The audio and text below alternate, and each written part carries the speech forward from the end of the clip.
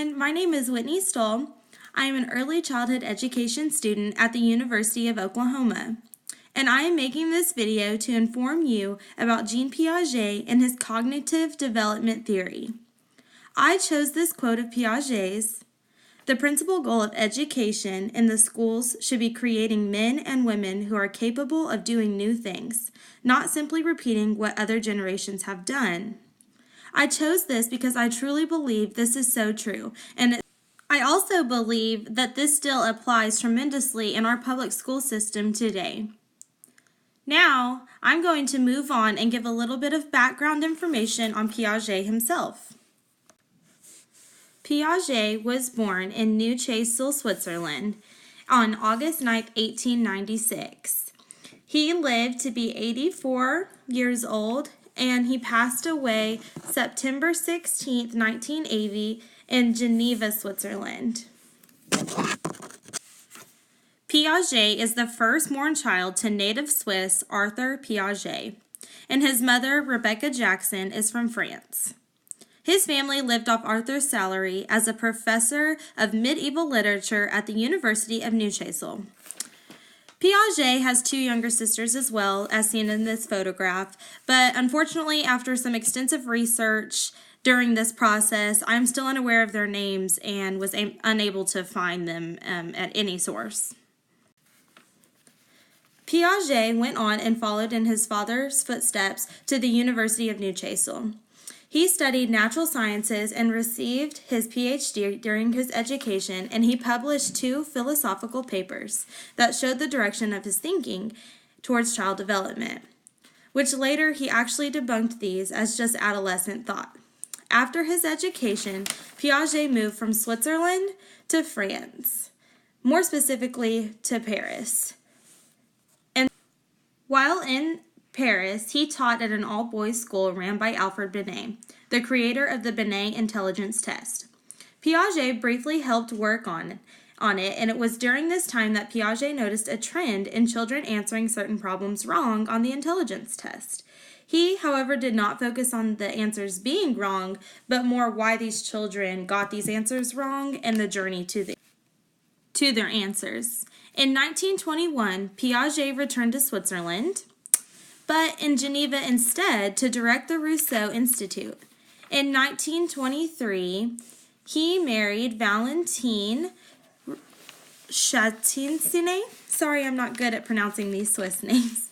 And they had 3 children whom Piaget studied from infancy forward. All of this leads up to Piaget, the constructivist that we all know.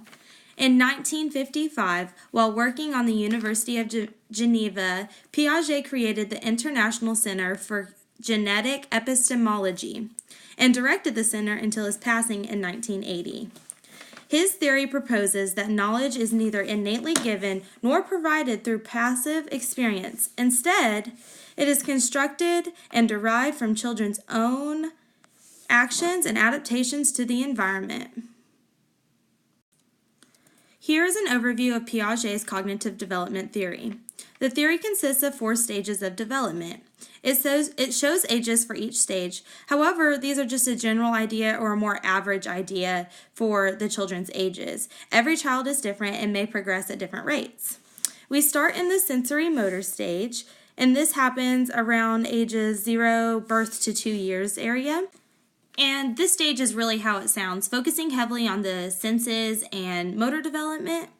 Next, we have the preoperational stage, and this is happening around 2 to 6 years on average, and the age of focusing mostly on language development and the play, specifically on pretend play. Next, we have concrete operational, happening around 7 to 12 years of age. Some people say 11 years. And now the child is starting to think more logically about concrete objects. Lastly, we have the formal operational stage, happening around 12 years, and as some would say, up to 18 years, and others say like beyond up to adulthood.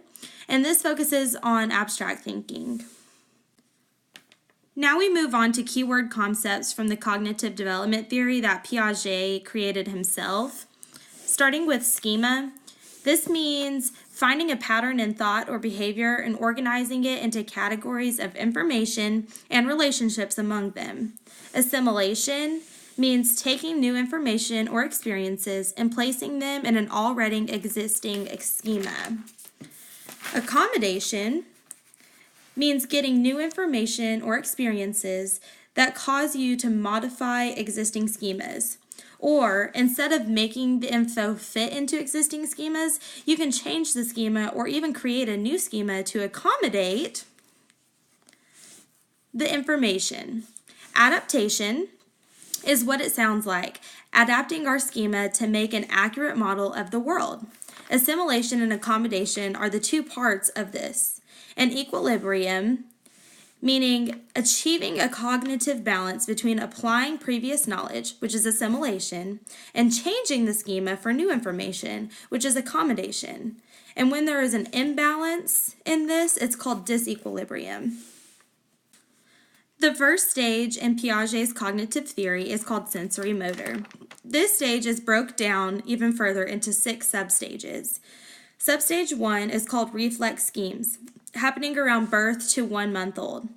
In this, infants are using innate reflexes like rooting, sucking, grasping, etc. This provides infants with the initial set of schemes for learning. Substage 2 is called primary circular reactions, 1 to 4 months. Infants begin learning by chance, activation of schemes like grasping toes out of a random movement and then repeating it because it was fun.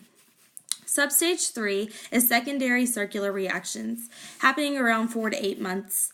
Infants begin to become aware of the things other than their own body, like other people or objects around them. For example, like pushing a button repeatedly just to activate the music toy that's around them.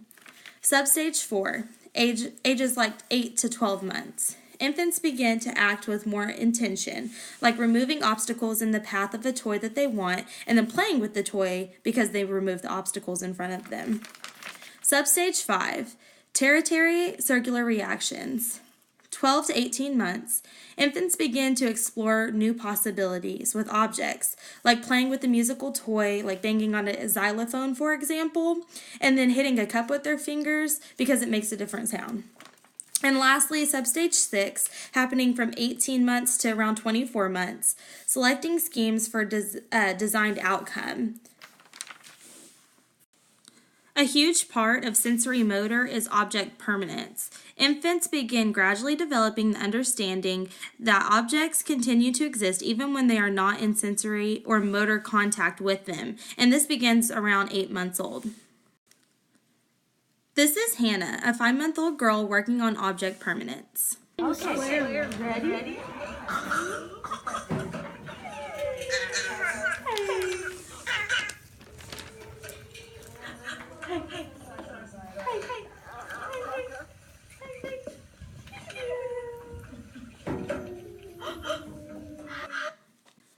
Piaget believed that the foundation for all knowledge begins in infancy.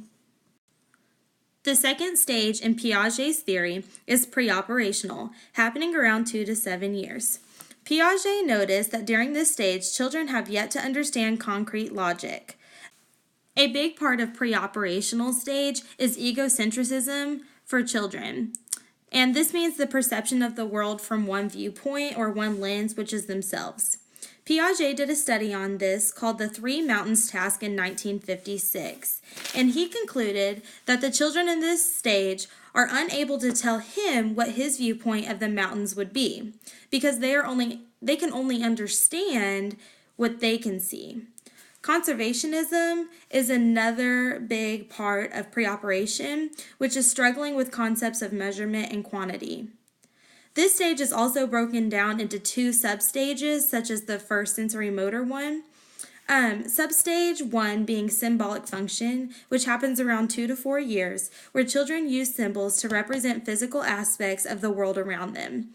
And also substage 2, intuitive thought, 4 to 7 years, and this is where children become curious and begin asking questions. Now let's watch Caden. Is this row longer than this row, shorter than this row, or the same length?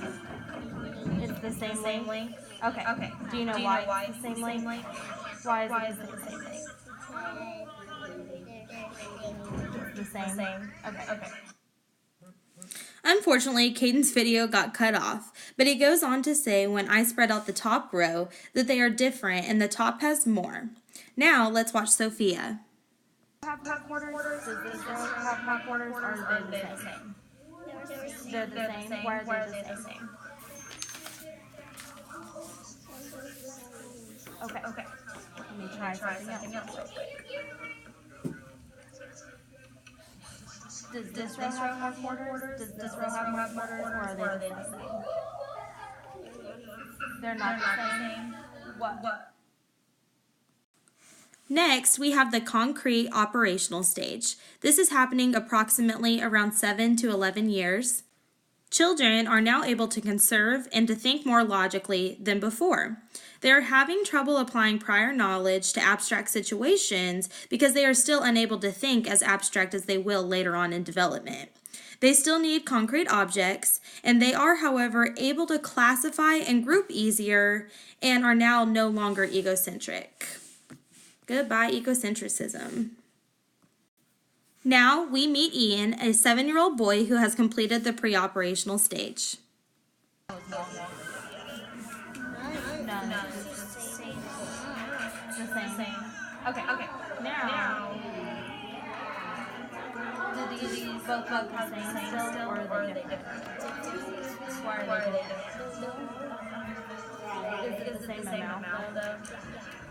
It is the same amount. How do you know it's the same amount? Because it's still the same amount of quarters. Okay. Thank you. So, fun story. After this, he went on to ask me, Miss Whitney, why do you keep asking me all these silly questions? I use him for homework a lot, guys. And last but certainly not least, the formal operation stage of Piaget's cognitive development.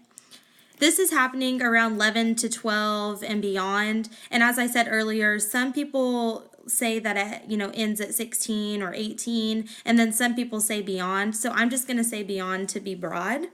But in this stage, children can now think abstractly and form hypotheses, and they are thinking outside of the box, as some may say. They are now problem solving in multiple steps and are experiencing metacognition, or the awareness and understanding of their own thought process. So now we're all wondering, how does this apply to me, and how does this apply to early childhood education? So first, Piaget would say to allow children to drive the learning and to teach accordingly. And then he would go on to say to allow them to be kids and to talk and to think and to play like kids. Allow them to be different and encourage them. And lastly, Piaget would tell us to focus on the process the child takes to get to where they're going, to focus on the journey that they're taking and the thought process that they're going through, not what their final product actually is. Thank y'all so much for watching, and I hope you learned something new about Piaget today. Thank you guys for helping me with my video.